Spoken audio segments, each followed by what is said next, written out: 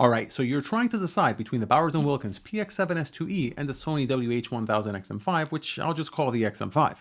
My name is Norb, and these are two very different headphones, aimed at very different audiences, so by the end of this, you'll hopefully know which of these is for you. But if you have any questions after watching this, hit me up in the comments or watch my deep dives, which I'll link to at the end. First point of comparison, of course, is the cost. Both of these retail at $399, but you'll usually find the XM5 for sale for much cheaper. I've seen this one below $300, but this one I routinely see at $300 and lower. By the way, I've added product links in the description which you can use to compare prices. Using those also helps the channel at no cost to you. Alright, so both come with a travel case and both come with charging and audio cables. The XM5's case slopes a bit and it also collapses. It's more designed for travel, but it still has a good amount of space inside. It also comes with a carabiner loop so you can hang it outside of your case. The Px7 S2e's case feels fantastic, but it's also less travel friendly than the XM5's. It's a bit more bulky and it doesn't come with a carabiner loop, so you'll have to put it inside your bag. The case normally isn't a big deciding factor into what headphones you're going to get, but if you're traveling a lot, the XM5 does have a slight edge here.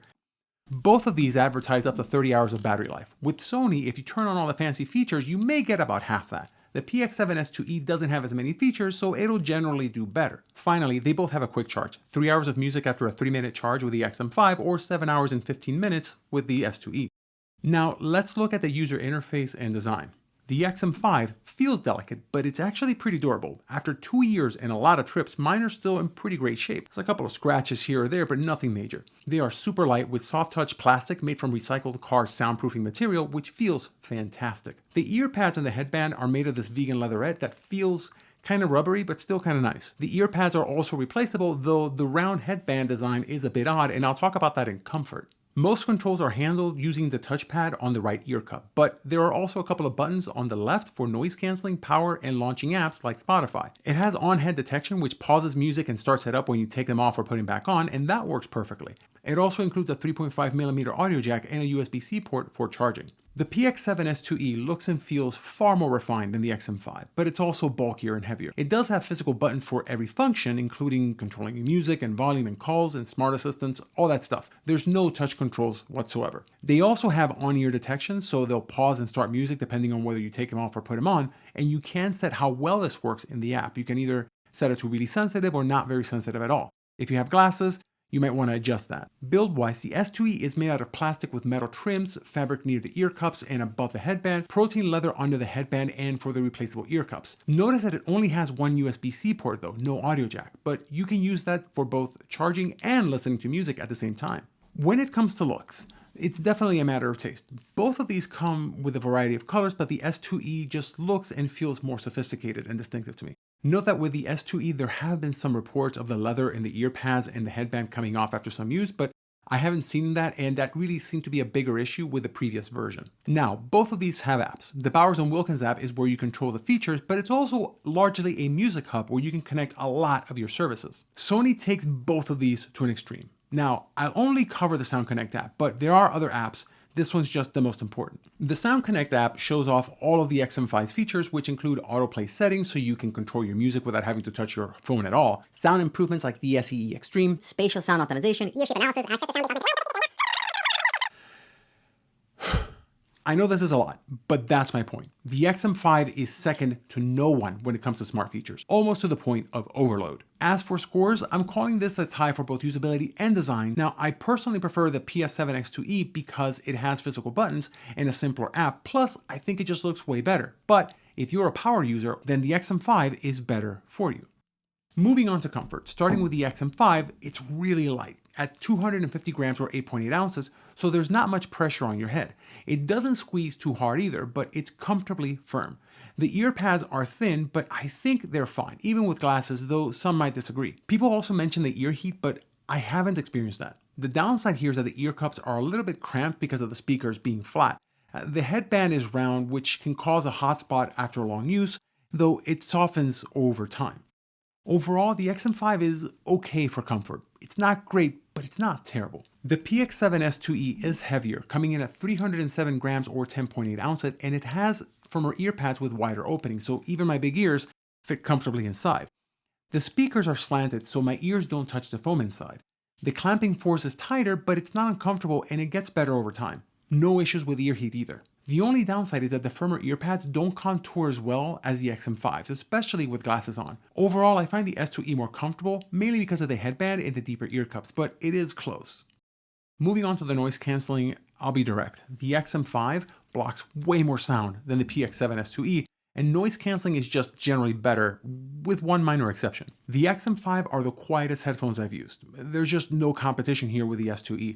The plastic used on these comes from cars, and it's designed to both be light and block out noise. This lets it block out much higher frequencies than with most other headphones. And the actual software in the headphones that controls this, it's second to none. Here's the problem though. These have adaptive noise cancelling. This means that the headphones adjust the noise cancelling according to the air pressure and the level of the noise around you. You'll very often hear them readjust, especially if you're on a plane. You'll hear this over and over and over and over again. It's not terrible per se, but it is definitely distracting. Outside of planes, I've never really experienced it. You can use the app to determine how much noise cancelling or ambient sound you actually want, although it will still readjust every so often. With the Px7 S2e, you can turn noise cancelling on, pass-through on, and both off.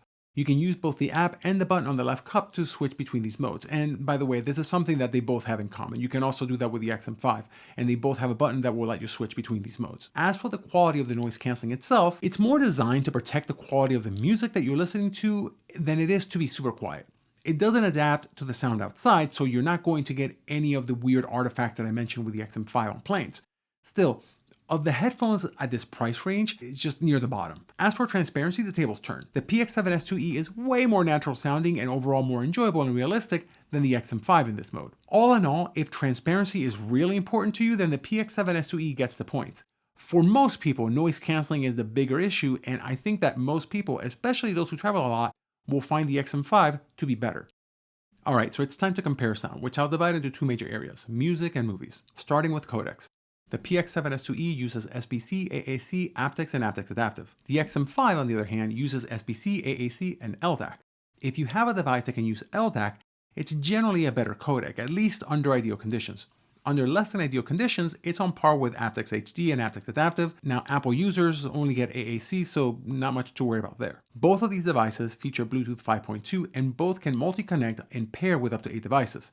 This is easy to manage on both using their apps, and automatically switching between devices was pretty reliable on both. As for non-wireless audio, the XM5 uses a 3.5mm audio cable, both powered on and off, meaning that you can use it when it's out of battery. The S2e, on the other hand, just uses a USB-C port for both its USB-C audio, which provides excellent sound, and the USB-C to 3.5mm cable. In both cases, the power needs to stay on to use them, even when wired, but the Px7 S2e is the only one that can charge while you're playing it. It also stays connected to your phone through Bluetooth when it's wired somewhere else, which is good if you want to tweak the EQ. The XM5 disconnects from Bluetooth when you connect it using the cable. This brings me to sound personalization, which you can do for both using their apps. The Px7 S2e just has a 2-band EQ, so it's super simple, which I think is fine for most people, although I really wish you could tweak the mid some. Presets would also be nice. The XM5 is the complete opposite. It has a 6-band EQ, a number of presets you can adjust, programmable preset slots, adjustable sound personalization that's done through an audio test,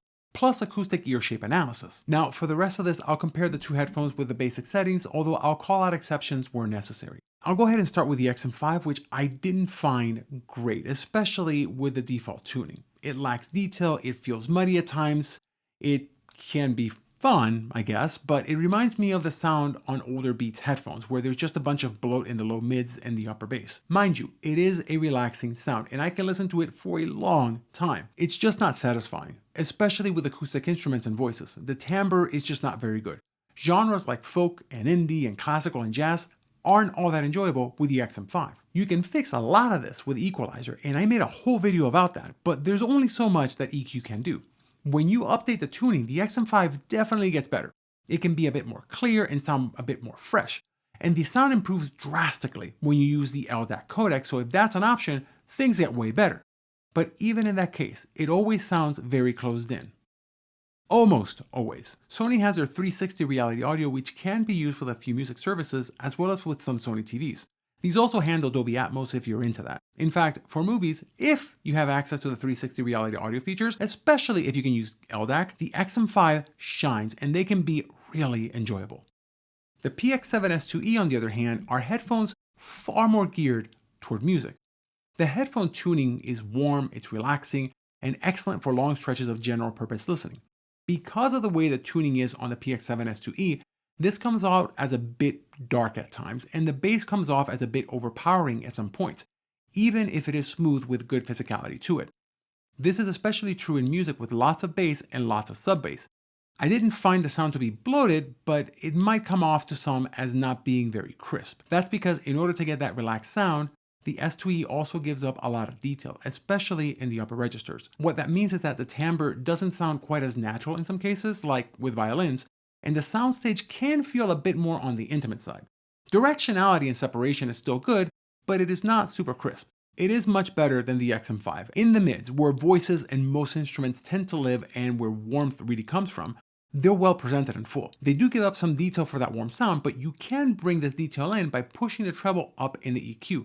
This will make voices and instruments really pop out. A big part of this, by the way, is because of the way the noise cancelling works on these. Going back to that, the noise cancelling on the XM5 seems to dull out some frequencies, and that may be due to the plastic they use, which is great for blocking noise outside, but it might also impact your music by dulling some of the frequencies. On the other hand, the Px7 S2e monitors your music and makes sure that those frequencies are not attenuated. This makes a big difference with sound. For movies, the warmer sound of the Px7 S2e makes movies very enjoyable by default. There's no equivalent to the 360 reality feature, but I can't say that I ever missed this. All in all, there's no competition here. For music, the Px7 S2e is the clear winner. As for movies, for most people, they're about the same, but if you're in the Sony ecosystem, then the XM5 has a distinct advantage.